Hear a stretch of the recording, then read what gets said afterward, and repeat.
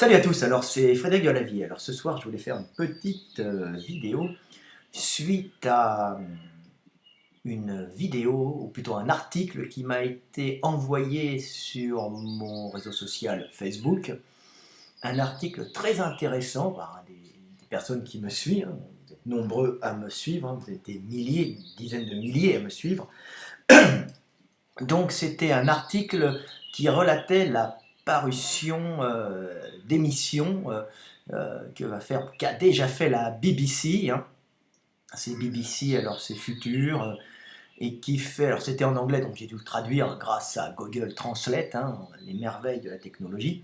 Donc c'était un très très bon article fait sur une série d'émissions qui allait être lancée par la BBC, qui était sur comment le milieu influençait les sociétés et influençait la façon de penser des hommes.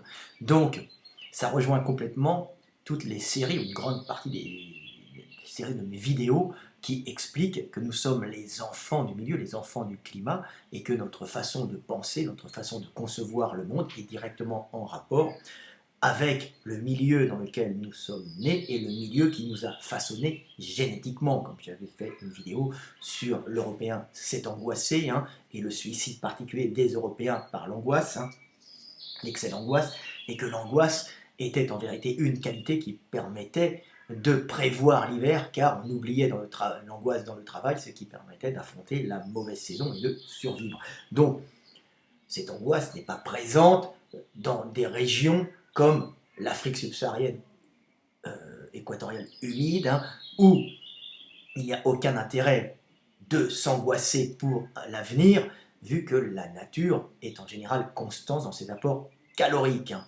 Donc, le danger, c'est ici et maintenant. Donc, si on doit s'angoisser en permanence sans pouvoir réellement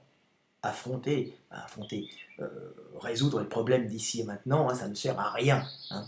L'angoisse a de valeur, par exemple pour l'Européen, que par le fait de générer ce besoin de travail pour oublier cette angoisse et en fin de compte, grâce à ce travail, passer la mauvaise saison en accumulant et en construisant des maisons chaudes, en accumulant de la calorie, hein, que ce soit des grains, du chauffage, des bois de chauffe, hein.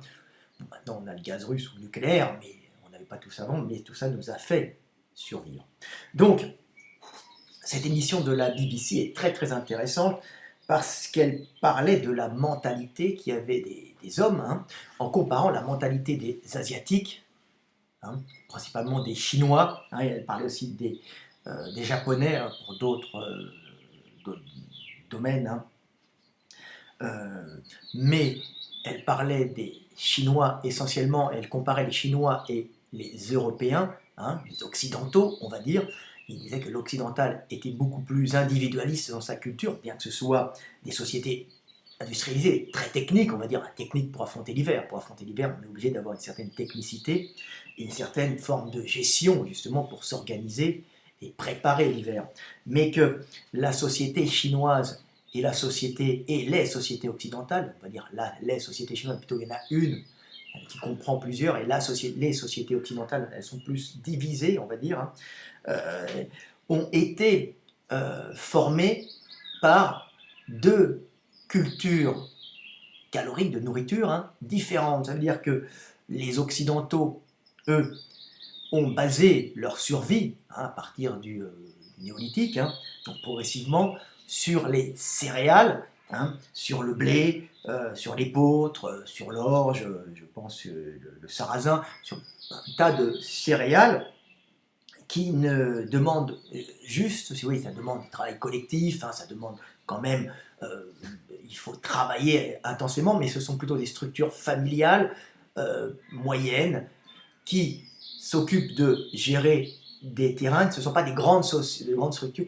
grandement collectives. Alors, il y a une collectivité au niveau du village, avec partage des tâches avec les ouvriers, les forgerons, tout ce que vous voulez. Mais au niveau de la culture, à la base, il y avait cette culture du blé qui ne demande qu'à être semé, on va dire semé, récolté, engrangé, ensuite on laboure et on ressème. Donc ça ne demande pas de grands travaux collectifs, ça demande des travaux familiaux si vous voulez, on peut se grouper des fois entre voisins, mais ça ne demande pas beaucoup de collectivisme si vous voulez. Il y a un esprit quand même du village, une entraide, on est obligé en Europe, pour d'autres raisons, par exemple lutte entre groupes, hein, comme je l'expliquerai plus tard, hein, protection des villages des enceintes. Alors il y a ça aussi en Asie, mais en Chine, mais ça a été très très vite comment dire, organisé, je vais l'expliquer pourquoi. Et on s'aperçoit que la Chine, c'est complètement différent parce que ça a été basé sur la culture du riz. Et la culture du riz demande beaucoup plus de travail collectif, et pas uniquement un travail collectif au niveau, on va dire, des familles ou du village, mais vraiment du village, on va dire, un grand travail collectif, hein, du collectivisme pur et dur, car il ne suffit pas de planter le riz, de le récolter et de le replanter et de l'engranger. Non, non, il faut, avant de faire ce travail, faire des canaux, hein, tous ensemble, et ce sont des grands travaux, des gros travaux d'irrigation, donc faire des canaux et creuser des champs inondables pour pouvoir récolter ce riz. Donc on voit qu'à la base, en amont, il y a un énorme travail collectif et que même la culture du riz dépend encore de ce collectivisme car il faut entretenir ces canaux d'irrigation qui mènent aux parcelles privées indépendantes, bien sûr, des gens qui ont chacun leur parcelle. Donc on voit qu'il y a une union, un groupe, hein, qui se forme autour de cette céréale, alors qu'en Europe, ce sont des groupes plus réduits, des groupes plus familiaux, hein, autour de cette céréale qui ne demande pas de grands travaux d'aménagement avant. Donc on voit naître progressivement chez les Asiatiques une façon différente de percevoir le monde en étant un individu dépendant complètement du groupe et ne pouvant pas agir en autonomie, hein. Donc on voit déjà poindre cette mentalité. Alors, c'est visiblement lié à ça, mais il y a d'autres facteurs qui ont accentué ce système. Donc on voit que lui, l'Européen, est plus individualiste dans sa façon d'aller chercher son énergie, sa calorie, puisque l'agriculteur n'a pas besoin des autres, est assez indépendant. Il va vendre. Alors après, il peut être sous domination d'un suzerain, d'un seigneur, et ça, c'est encore autre chose, et je vais l'expliquer ce qui s'est passé. Donc on voit, hein, des mentalités complètement différentes. Alors c'était une très très très bonne émission, hein, qui montrait qu'il y avait des perceptions différentes. Alors eux l'avaient expliqué par en partie cette histoire du riz, mais il y a d'autres choses qui sont arrivées là-dedans, qui ont, euh, comment dire, accentué ce collectivisme asiatique et cet individualisme européen. Et ce qu'on peut rajouter dessus, c'est le mode de communication. Alors, tous les peuples ont des langages plus ou moins différents. On va dire que les sociétés, hein, ont souvent, quand on s'éloigne des langues différentes, on voit en Europe des individus, hein, il suffit qu'on change de région et on ne comprend plus rien, puisque ce n'est plus la même langue. Il y a des frontières, on ne parle pas la même langue, et c'est très difficile de pouvoir communiquer. Si on veut écrire, de toute façon, on n'y arrivera pas. Car en Europe, l'Europe a pris le chemin de l'écriture sonographique, c'est-à-dire on écrit des sons et on n'écrit pas des symboles, hein, correspondant à des choses, hein, comme en Asie. Donc on écrit des sons, hein, ce sont des lettres, des voyelles, consonnes, voyelles, correspondant à des sons, correspondant aux langues parlées qui elles-mêmes véhiculent des concepts. Donc on voit qu'en Europe, l'Europe tout entière a opté pour cette écriture, issue du grec, hein, romain ensuite, hein, cette écriture sonographique. Cette écriture sonographique qui a des avantages énormes, elle est assez facile à enregistrer, elle est assez facile à apprendre, très vite, on va dire très vite, à l'échelle humaine, c'est quand même relativement rapide d'apprendre une langue, ça ne demande pas énormément, on va dire, un apprentissage extrêmement long au niveau individuel, hein, mais le problème de cette écriture sonographique, c'est qu'elle n'unit pas de grandes régions, hein, comme le choix qu'ont fait les Asiatiques dans leur écriture logographique. Les Asiatiques, hein, les Chinois, par les Asiatiques, on va parler des Chinois essentiellement, puisqu'après il y a des mutations. Le japonais est un mélange de logographique et de sonographique avec des adaptations, hein, mais on va dire que le chinois, les empereurs chinois, ont pris à un certain moment le choix de ne pas passer en sonographique, donc de ne pas passer en son transformé en symbole, mais de conserver cette écriture logographique, donc l'écriture, on écrit des symboles, on communique des concepts par écrit et non des sons, ce qui rend cette langue, cette écriture plutôt, très adaptée pour pouvoir communiquer d'une région à l'autre sans pouvoir parler, en se jouant des langages différents. Donc on voit que déjà la Chine était collectiviste, hein, et que le fait d'opter pour une écriture sonographique, logographique, donc de symboles représentant des concepts, hein, a permis d'unifier le pays, d'unifier des zones, on va dire le pays des zones, avec des peuples différents, parlant des langues différentes et cultivant aussi en partie le riz. Hein. Bon, bien qu'au nord, ils cultivent le blé, hein, donc il y a une extension au nord, on cultive plus le blé, mais on cultive aussi le riz un peu au nord, en Chine. Donc on s'est aperçu que cette écriture logographique avait permis l'unification du pays déjà très collectiviste à cause du riz. Donc on se retrouve avec un organisme chinois extrêmement uni, hein. Il y a très peu d'individualisme, hein, et uni par cette écriture logographique, qui bien sûr est une écriture très dure à apprendre, parce qu'il faut un symbole sur chaque concept, hein, donc ça demande énormément de caractère à apprendre, donc ça ne peut être appris que par des fonctionnaires spécialisés qui vont rentrer dans des écoles et apprendre d'une façon méticuleuse tous ces textes, hein, et la noblesse, hein, le prince, enfin, le prince et les princes qui sont les seigneurs et les empereurs vont l'apprendre aussi pour communiquer, et cette langue va être apprise aussi par des fonctionnaires qu'il y en aura de tout niveau, qui pourront même venir de milieux relativement pauvres, hein, et qui viendront apprendre cette langue pour pouvoir devenir des fonctionnaires, et des fonctionnaires qui vont gérer de grands États en se jouant des langages différents, puisqu'il y aura des fonctionnaires dans tous les États, hein, dans toutes les régions où il y aura des groupes ethniques de base chinoise bien sûr, mais parlant des langues différentes, mais qui écriront une même langue, hein, langue différente au son, même écriture, car même écriture véhiculant uniquement des concepts avec des symboles. Donc on voit naître ces écoles de fonctionnaires, hein. La Chine est encore un pays de fonctionnaires communautaires, communistes, même au temps de l'empereur, c'était un pays communautaire avec un empereur symbolique qui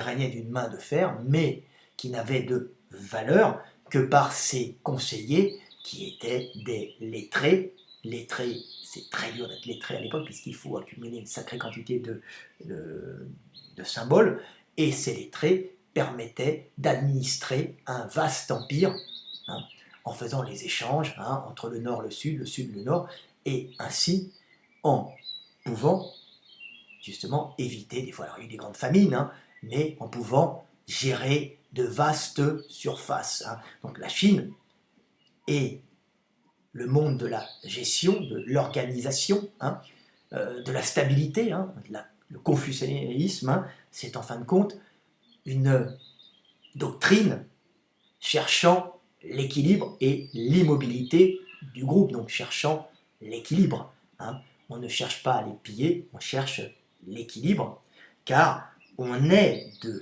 base en Chine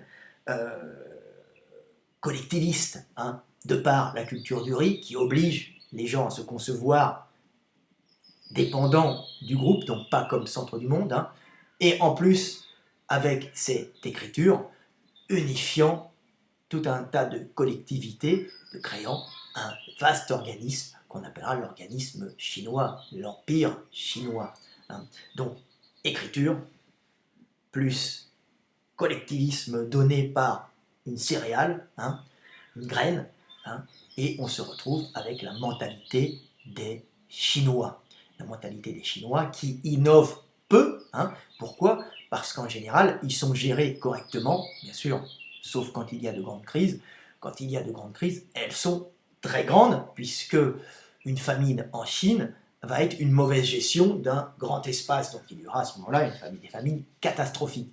Mais elles seront plus espacées dans l'espace, plus espacées dans le temps.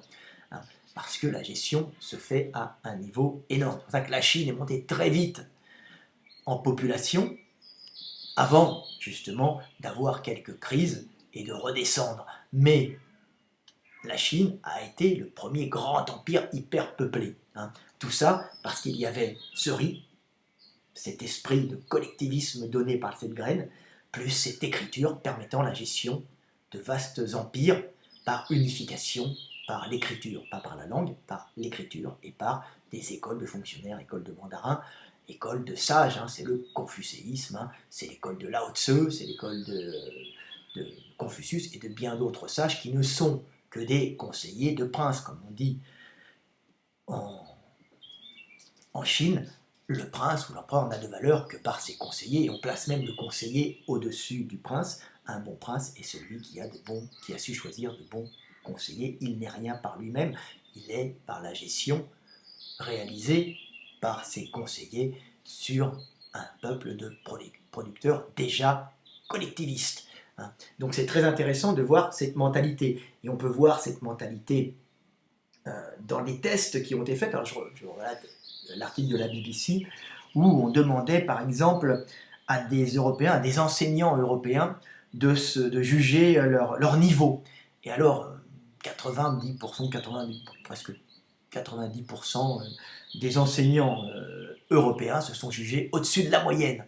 Alors que dans le même pourcentage, quasiment, je crois que c'est en Asie, en Chine, je me trompe peut-être, mais c'est au moins en Asie, généralement en Asie, les enseignants se jugeaient moyens, c'est-à-dire qu'ils ne se mettaient pas au-dessus des autres, ils se jugeaient comme dans la moyenne du groupe, donc appartenant au groupe. Vous voyez, comme une petite graine, comme une façon de planter une graine, la façon de planter une graine où on dépend des autres pour l'acheminement de l'eau et le terrassement des surfaces, qui fait qu'on se sent moins individuel, et qu'à ce moment-là, on ne se sent pas au-dessus des autres, mais on ne se sent pas en dessous non plus, on se sent dans la moyenne. Donc c'est pour ça. Donc, la Chine gère, administre merveilleusement bien, des fois découvre, puisqu'on est une société du Nord, devant affronter l'hiver, donc technologique, mais à partir du moment où c'est bien géré, les Chinois n'inventent plus, puisqu'ils basent tout sur la bonne gestion, sur l'équilibre. Donc, comme on dit toujours, le Chinois découvre la poudre, mais le Chinois n'invente pas le fusil. Oui, parce que le Chinois n'a pas besoin d'inventer le fusil, il a la poudre, ça lui suffit, il fait des pétards, c'est bon. Maintenant, le principal, c'est qu'il ait son bol de riz et qu'il puisse le manger en famille. Et en général, les Chinois étaient très nombreux et arrivaient à vivre les uns sur les autres, car ils étaient relativement bien gérés, relativement bien alimentés. Bien sûr, il y a eu des guerres, bien sûr, il y a eu des famines, mais elles sont plus ponctuelles et elles sont moins permanentes qu'en Europe, où l'Europe, c'est en permanence des affrontements. Alors pourquoi en Europe des affrontements? Pourquoi cet individualisme en Europe? Tout simplement, on peut le voir déjà par cette graine, ces graines, le blé, toutes ces céréales qui ne demandent pas de travail collectif à la base, donc qui ne demandent pas ce sentiment d'appartenir à un groupe. Alors, effectivement, plus on arrive vers des contrées rudes comme l'Allemagne, ou par exemple la Russie, plus les gens sont collectivistes. C'est évident. Plus on arrive au sud, plus on est dilettante et familial. En Italie, c'est la famille. Bon, en Allemagne, c'est le Reich, la race. Vous voyez, j'exagère, mais c'est à peu près ça. Et en Russie, c'est la Grande Russie. C'est l'Union. Donc, on voit des différences.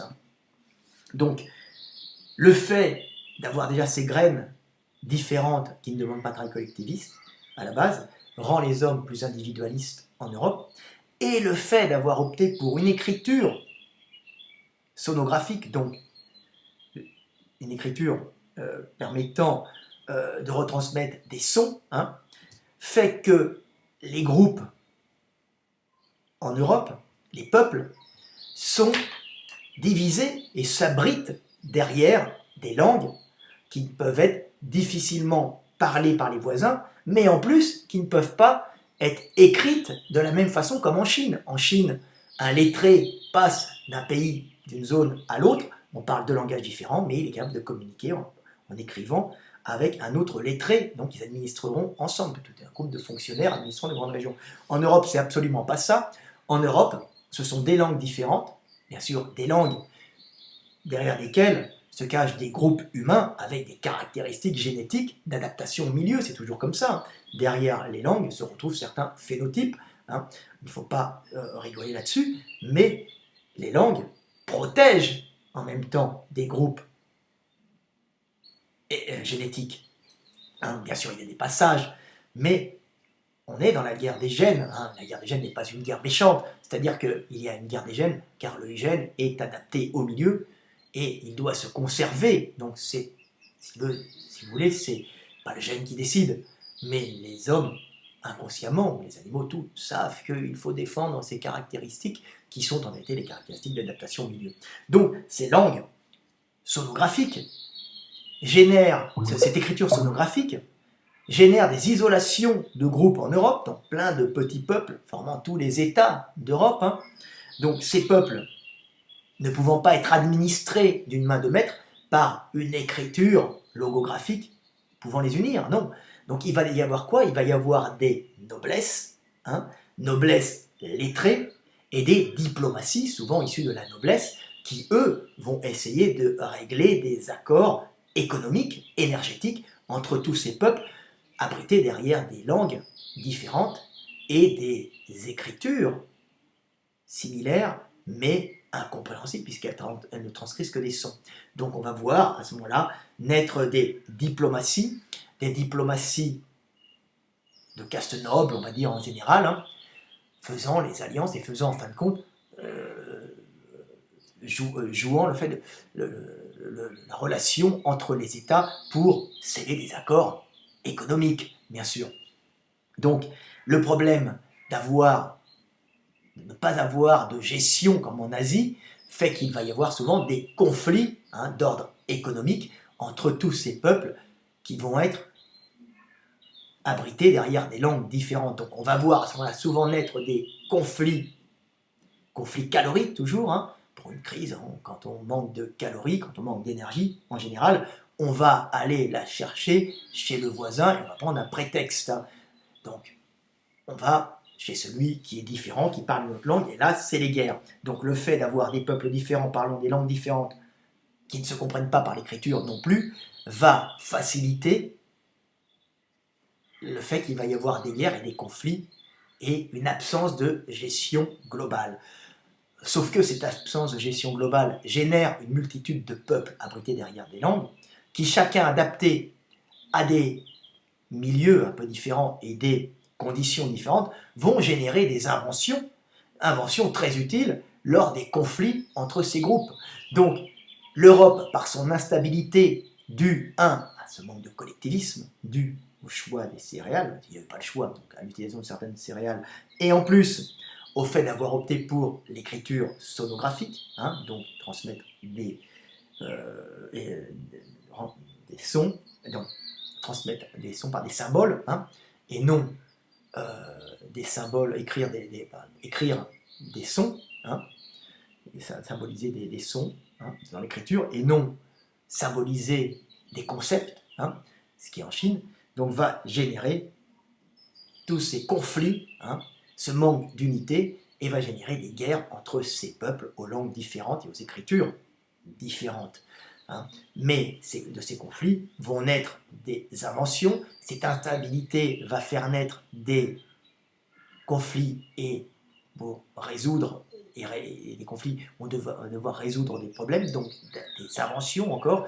Donc c'est pour ça que l'Europe est le pays des ingénieurs. Pourquoi? Parce que cette instabilité met en permanence en conflit des groupes d'hommes qui doivent trouver des solutions pour pouvoir régler des problèmes permanents. Hein. D'où l'Europe, le peuple des ingénieurs qui exportent les idées qu'ils découvrent. Mais ces ces idées qui sont générées par ces conflits et par ce manque de stabilité, hein, dans une société elle-même relativement industrielle, parce que façonnée par l'hiver et l'obligation d'être quand même en groupe, hein, mais en groupe plus réduit. Voilà.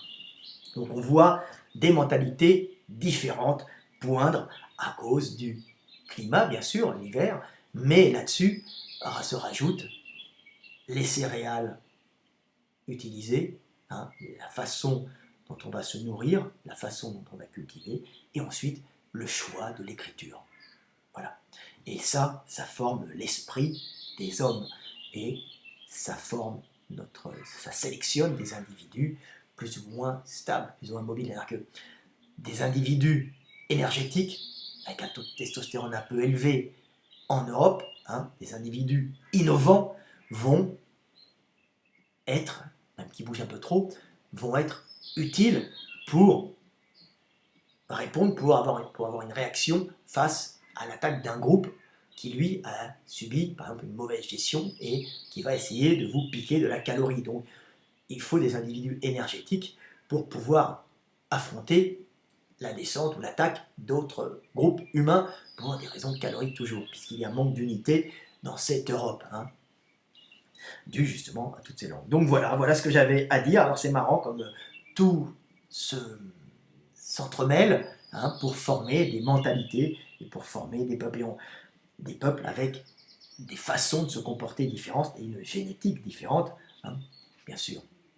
Une façon de penser influencée par la culture, mais aussi par la génétique, hein. Donc voilà ce que j'avais à dire. C'est assez intéressant, hein. Vous pouvez comprendre que l'asiatique n'est pas l'européen, hein. Que l'asiatique va avoir quelques problèmes quand il va devoir inventer. Alors on dit oui, mais maintenant les asiatiques inventent. Non, non, c'est faux. Les asiatiques ont encore beaucoup de mal à inventer. C'est pour ça que l'asiatique, qui est un gestionnaire dans l'âme, qui est un confucéen de culture, sait s'analyser parfaitement, mais le fait d'être assez réservé et de ne pas être un individualiste allant de l'avant lui enlève cette énergie qui pourrait lui faire passer la frontière, si vous voulez, aller au loin chercher l'idée. Il reste dans son groupe, il ne fait pas de vagues, il aime être dans hein, son groupe bien géré, hein, il se place dans le groupe sans faire de vagues, il sait qu'il lui manque cette énergie, il sait qu'il lui manque ce grain de folie, si vous voulez, ce grain de folie qui génère des guerres en Europe en permanence, hein, qui génère des conflits, mais qui génère de l'invention aussi, et par sa grande intelligence de gestion, l'asiatique, et par sa capacité de mettre au travail des hommes, hein, qui font partie d'un seul organisme, la Chine par exemple, hein, donc sait qu'elle peut produire beaucoup d'énergie, beaucoup d'argent, hein, par les petites mains, hein, et elle sait qu'avec cet argent, elle va pouvoir acheter des brevets, par exemple aux Allemands, ou à d'autres, hein, mais les Allemands sont essentiellement les ingénieurs de l'Europe, hein, pour moderniser leurs usines chinoises et créer de la haute qualité grâce aux brevets rachetés à prix d'or aux Allemands qui, eux, en profiteront pour utiliser cet argent pour générer des écoles de formation d'ingénieurs, des instituts de recherche, hein, pour générer des groupes de recherche dans les industries, hein, et ainsi pouvoir toujours générer de l'invention pour la vendre dans le monde et pour eux-mêmes produire des produits de qualité qu'ils vendront très cher, hein. Donc on voit des mentalités différentes. Mais la Chine, consciente de ses faiblesses, car dans la grande logique chinoise, il se regarde, il essaie de comprendre, hein, c'est l'interrogation confucéenne, hein, c'est la recherche de l'équilibre, la recherche de la compréhension du monde, connaît ses défauts et sait qu'elle doit jouer avec ce qu'elle a, donc elle connaît ses faiblesses, et ses faiblesses deviennent une force, car le fait de ne pas pouvoir inventer comme l'Européen, par sa grande stabilité, fait qu'elle va acheter, grâce à la puissance financière qu'elle est capable de créer par ses petites mains qui bossent pour pas cher, hein, pour un bol de riz, mais un bol de riz dans une usine, ils sont bien nourris, ils ont leur groupe ensemble, leurs activités communes, c'est très communautaire, hein, et bien à ce moment-là, ils pourront acheter les dernières innovations aux Allemands. Voilà ce que j'avais à dire. Donc, on voit qu'il se forment, hein, des espèces d'alliances, hein. La Chine devient la production, le producteur du monde, l'Europe est les inventeurs, et tout ça est lié en vérité à des choix de langue et à des choix de culture, hein. Et en fin de compte, au milieu dans lequel ils étaient, donc un milieu plus ou moins irrigué comme en Chine, hein, avec pas forcément beaucoup de pluie, mais beaucoup d'arrivées de fleuves qui descendent du nord, hein. Et puis en Europe, hein, une Europe plus froide avec des céréales qui donnent un esprit plus individualiste parce que ce sont des cultures plus familiales. Voilà, voilà. Est-ce que j'ai d'autres trucs à dire? Ma petite feuille est là. Voilà, bah c'est à peu près tout, hein. Bon voilà. Voilà, petite vidéo pour vous montrer que nous ne sommes pas grand-chose et que quand nous pensons être supérieurs aux autres, hein, ben, nous ne sommes que des adaptations à des milieux dans lesquels nous sommes. Et le fait de nous regarder en prenant de la distance, hein, peut que nous élever et nous faire comprendre les autres, nous faire aimer les autres et nous faire nous accepter les uns les autres et pouvoir tirer le maximum d'enseignement et d'énergie des autres. Voilà, c'était Fred Delavier. À bientôt. Quand je dis ça, c'est on s'entraide tous les uns les autres, hein. Amis terriens, à bientôt. 31 minutes. Salut. Ah oui, hein, vous avez vu? Paul Kersey, je crois, c'est ça, hein. C'est pour les gens qui font des vidéos diffamatoires sur moi, hein. Et je leur explique quand même que celui qui descend dans la rue contre les racailles avec un beau fusil à pompe et qui sauve de braves gens de la mort, c'est moi, pas vous, en face, qui m'insultez sur des vidéos et me diffamez, hein, monsieur Cédric. Voilà, voilà, petite vidéo du soir, hein. Et je termine encore que Internet c'est bien, oui, moi j'enseigne, moi je crée, j'essaye de faire des choses positives. Il y en a qui salissent les gens, qui essayent de détruire pour se faire briller, pour essayer de voler les gens en les escroquant, hein. Et vous êtes en train, vous avez dit, vous, hein, c'est pour ça que j'ai mis ça, hein, avec vos vidéos qui traînent encore, que j'étais quelqu'un qui cautionnait la pédophilie, hein, en disant, parce que j'ai fait une vidéo très intéressante sur Mohamed, qui a dit que c'était très intéressant d'étudier le prophète Mohamed. Je ne suis ni musulman ni chrétien, je crois en Dieu, puisque je crois en la conscience de l'être, hein, mais je dis que c'était très intéressant comme personnage mythique à étudier, c'était même un exemple, hein, et pour ça, vous m'avez sali dans une vidéo en disant que j'étais quelqu'un qui cautionnait la pédophilie, hein, la pédophilie du prophète. Alors déjà, c'est stupide, mais en plus, dire que je cautionne la pédophilie, je vous signale que je suis papa, que j'ai un petit garçon qui peut regarder ça, donc je demande des excuses, car monsieur Cédric, ou monsieur Conversano, je pense que c'est ton monteur, hein, quand vous me croiserez, je vous demanderai des excuses en face. Et si vous ne me donnez pas d'excuses, je me comporterai en homme. Voilà. Je vous demande des excuses, car on ne peut pas dire des gens qu'ils cautionnent la pédophilie, hein. On ne peut pas mentir pour salir, essayer de faire briller. Vous essayez d'éteindre les gens pour briller. Non, on brille par soi-même. On est un homme, on instruit, on bâtit et on enseigne. On ne fait pas que salir, critiquer. La critique, sans chercher de solution, ne sert à rien. Amis terriens, à bientôt. Mais comme je suis miséricordieux, hein, je pardonnerai si vous vous excusez. À bientôt.